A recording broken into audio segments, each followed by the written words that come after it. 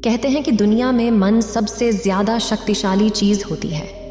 अगर किसी चीज को तुम पूरे मन से चाह लो तो तुम उसे हासिल कर सकते हो।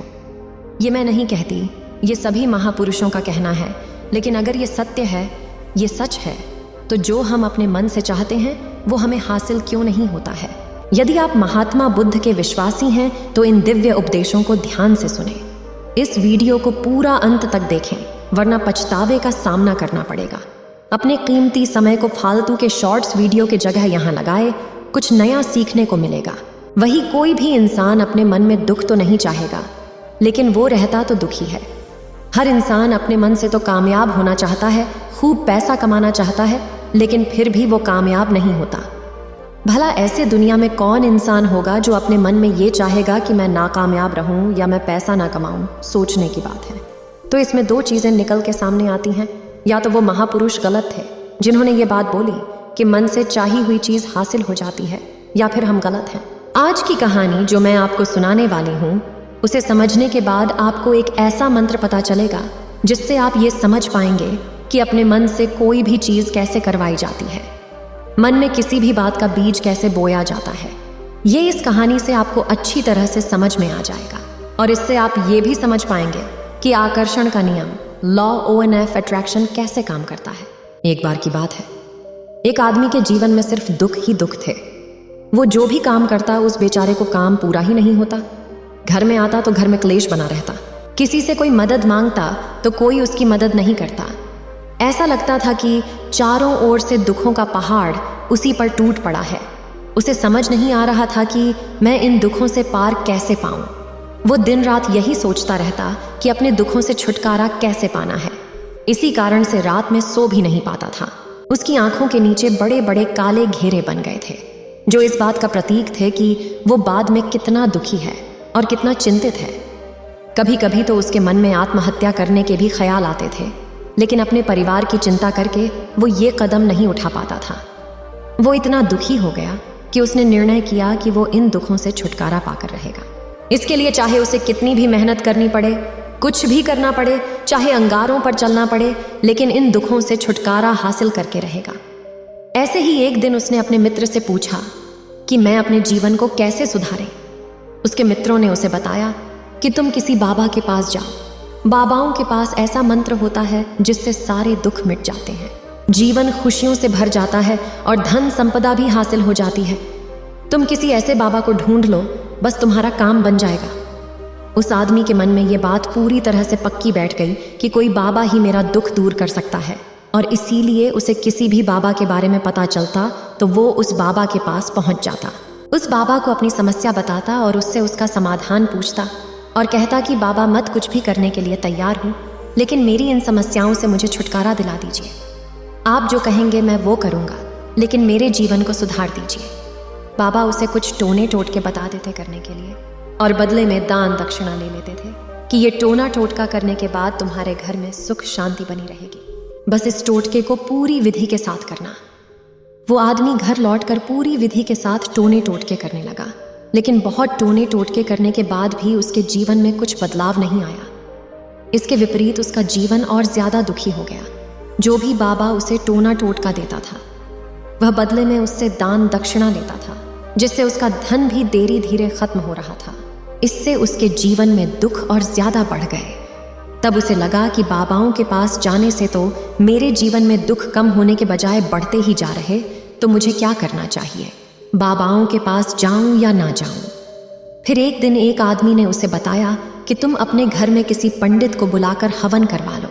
हवन होगा, घर शुद्ध हो जाएगा, कोई भी बुरी ऊर्जा होगी घर में तो वो घर से बाहर चली जाएगी।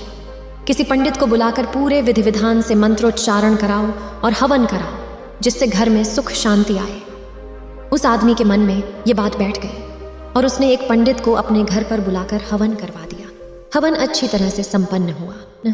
बदले में पंडित ने भी अच्छी दान दक्षिणा ली और उसके बाद वो वहां से विदा हो गया।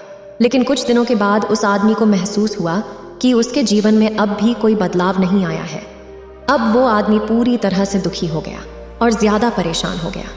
अब तो उसे लगने लगा था कि मेरे जीवन में से दुख कभी खत्म ही नहीं होंगे, और यही सोच सोच कर उस आदमी का बुरा हाल हो गया था। जब वो आदमी वहां पर पहुंचता है तो वो बाबा ध्यान में बैठे हुए थे। ये देखकर वो आदमी वहीं पर चुपचाप बैठकर ध्यान से बाहर आने का उनका इंतजार करने लगा। थोड़ी देर बाद बाबा ने आंखें खोली तो सामने एक दुखी और परेशान युवक को बैठे देखा। उसकी आंखों के नीचे काले घेरे देखते ही समझ गया कि ये आदमी अपने जीवन से कितना परेशान है। उसे संबोधित करते हुए बाबा ने पूछा कि बच्चा, क्या चाहते हो? बाबा के पास क्या लेने आए हो? उस आदमी ने कहा कि बाबा, मैं अपने जीवन से बहुत परेशान हूँ। मैंने इन दुखों को दूर करने के लिए बहुत सारे रास्ते अपनाए, हर वो तरकीब करके देखे जो किसी बाबा ने मुझे बताई, हर वो काम किया जो किसी भी इंसान ने मुझसे करने को कहा, लेकिन मेरे जीवन में दुखों में कोई कमी नहीं आई। बाबा, इसके विपरीत मेरे जीवन में दुखों में बढ़ोतरी हो गई। मुझे समझ नहीं आ रहा कि मैं क्या करूं। कभी कभी तो मैं आत्महत्या करने की सोचता हूं, लेकिन अपने परिवार की सोचकर मैं ये कदम नहीं उठा पाता।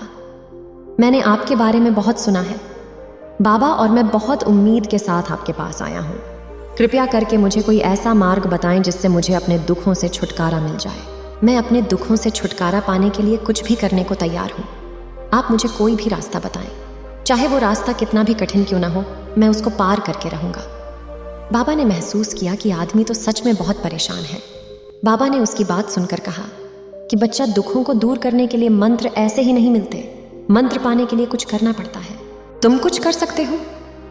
ये सुनकर पहले तो उस आदमी ने सोचा कि ये बाबा भी मुझसे दान दक्षिणा ही मांगेंगे, लेकिन और कोई रास्ता न पाकर उस आदमी ने कहा कि बाबा, आपको जितनी भी दान दक्षिणा चाहिए मैं देने के लिए तैयार हूं, लेकिन आपका मंत्र सच्चा होना चाहिए, वो पूरा होना चाहिए, उसका फल मुझे मिलना चाहिए। उसके बाद आप जो भी दान दक्षिणा लेना चाहते हो मैं वो दे दूंगा। बाबा ने कहा कि दान दक्षिणा तो बहुत छोटी सी चीज है, मुझे वो नहीं चाहिए। इस पर वो आदमी सोच विचार करके बोला, तो बाबा, मैं अंगारों के बीच चलने के लिए तैयार हूं, आप मुझे बस आज्ञा दीजिए। बाबा ने कहा कि अंगारों पर चलने वाली छोटी चीज मैं तुमसे नहीं कराने वाला। मैं जो तुमसे कराने वाला हूं वह बहुत कठिन मंत्र है, उसे पूरा कर पाओगे। उस व्यक्ति ने कहा कि बाबा, आप मुझे बताइए तो सही, मुझे करना क्या होगा? मैं कुछ भी करने को तैयार हूं। इस पर बाबा ने उसे कहा कि यहां से जब तुम अपने घर जाओ तो रास्ते में अपने मन में ये दोहराते जाना कि मैं सुखी हूं, मैं सुखी हूं, मैं सुखी हूं। बार बार अपने मन में यही दोहराना, और याद रहे जुबान पर यह नहीं आना चाहिए, यह सिर्फ मन में दोहराना है। यह सुनकर वो आदमी बोला, बाबा, बस इतनी सी बात, ये तो मैं चुटकी बजा भी कर लूंगा, लेकिन इससे होगा क्या? बाबा बोले कि इस मंत्र को करके देखो, वैसे भी तुमने इतने बाबाओं के मंत्र किए हैं तो इस मंत्र को भी करके देख लो। उस आदमी ने सोचा कि बाबा कुछ दान दक्षिणा तो ले नहीं रहे और छोटा सा मंत्र है, इसे तो मैं कर ही लूंगा। वो बोला, ठीक है बाबा, मैं ये मंत्र जरूर करूंगा। वह आदमी ये कहकर वहां से उठकर चलने लगा, लेकिन जैसे ही वो चलने लगा, पीछे से बाबा ने बोला कि बच्चा, एक बात याद रखना, जब तुम्हें मंत्र अपने मन में दोहराए तो तुम्हारे मन में बंदर के विचार नहीं आने चाहिए, बंदर का ख्याल भी नहीं आना चाहिए, तो ही ये मंत्र सिद्ध होगा। वो आदमी बोला, मुझे तो आज तक बंदर का कोई विचार नहीं आया, तो अब क्यों आएगा? आप चिंता मत करिए बाबा, मैं बस मन में यही तो रहूंगा कि मैं सुखी हूं, मैं सुखी हूं, इसके अलावा बंदर का कोई विचार मेरे मन में नहीं आएगा। यह कहकर वो आदमी वहां से चल दिया। वो अपने मन में मैं सुखी हूं, मैं सुखी हूं, यह दोहराता हुआ थोड़ी दूर ही चला था कि उसके मन में अचानक बंदर का ख्याल आ गया। बंदर का ख्याल एक बार आया और चला भी गया, लेकिन उस आदमी ने सोचा कि आज तक तो मुझे बंदर का कोई विचार नहीं आया, ये आज बंदर का विचार क्यों आ गया? और ऐसे करके उसने उस बंदर के विचार को पकड़ लिया। वो ये भूल गया कि मुझे क्या मंत्र दोहराना है, और वो बंदर के बारे में सोचने लगा। जब थोड़ी देर बाद उसे फिर से होश आया तो वो फिर से अपना वही मंत्र दोहराने लगा जो बाबा ने उसे बताया था, मैं सुखी हूँ, मैं सुखी हूँ।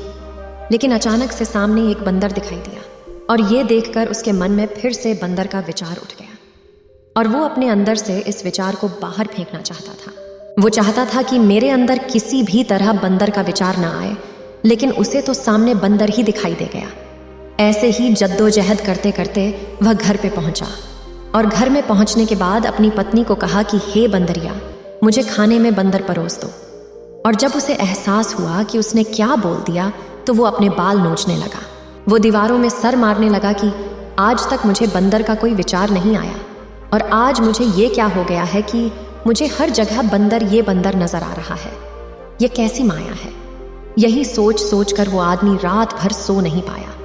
रात भर करवटें बदलता रहा और सुबह उठकर सीधे उसी बाबा के पास पहुंच गया और उसके चरणों में गिरकर कहा कि बाबा, पता नहीं क्या चमत्कार हो रहा है।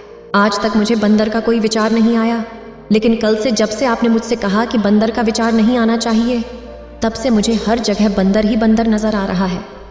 उस आदमी ने कहा कि बाबा, मुझे तो आपके पीछे पेड़ पर बैठा हुआ बंदर भी केले खाता हुआ दिखाई दे रहा है। ये हो क्या रहा है बाबा? ये सुनकर बाबा हंसने लगे। बच्चा, मन का जल एक ऐसा जाल है जिसे समझ पाना इतना आसान नहीं है। बंदर तो तुम्हारे रास्ते में पहले भी आते थे।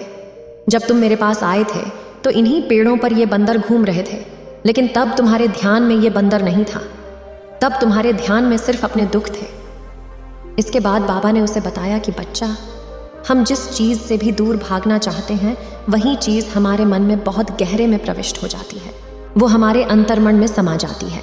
असल में हम जिस चीज़ से भी छुटकारा पाना चाहते हैं, उससे छुटकारा इसीलिए पाना चाहते हैं कि वो हमारे साथ बहुत गहरे से जुड़ी हुई है, और हम जितना ही उससे छुटकारा पाना चाहते हैं, वो उतनी ही गहरी हमारे मन में बैठती चली जाती है और आखिरकार वो हमारे अंतर्मन में छा जाती है। ऊपर से तो हम चाहते हैं सुखी होना, कि मैं सुखी हूँ, मैं सुखी हूँ। हमारे होंठ भी यही बोलते रहते हैं, लेकिन हमारे मन में दुख समाये होते हैं। हमारे विचारों में, हमारे मन में हमें दुख ही दुख दिखाई देते हैं।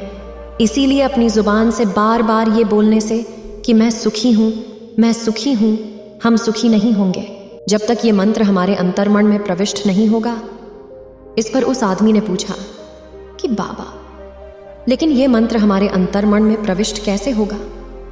ये सुनकर बाबा ने कहा कि बच्चा, अपने दुखों से लड़ना बंद कर दो। जब तक तुम अपने दुखों को दूर करने की सोचते रहोगे, तब तक वो दुख तुमसे चिपके रहेंगे। तब तक वो दुख तुम्हारे अंतर्मन पर अपना राज जमाए बैठे रहेंगे। और जिस दिन तुम उन दुखों के बारे में सोचना ही छोड़ दोगे, उन दुखों से छुटकारा ही नहीं पाना चाहोगे, उसी दिन से तुम्हारी जिंदगी से दुख गायब हो जाएंगे।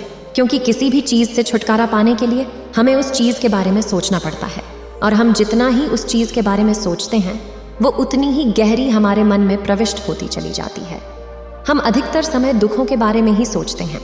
हम यही सोचते हैं कि हमारे जीवन में दुख है और हमें इससे छुटकारा पाना है। इसी वजह से बार बार सोचने से वो दुख हमारे अंतर्मन में प्रविष्ट हो जाते हैं और हमें एहसास भी नहीं होता। इसीलिए अगर तुम दुखों से छुटकारा पाना चाहते हो, तो दुखों से छुटकारा पाने के बारे में सोचना छोड़ दो। तुम्हें दुखों से छुटकारा मिल जाएगा।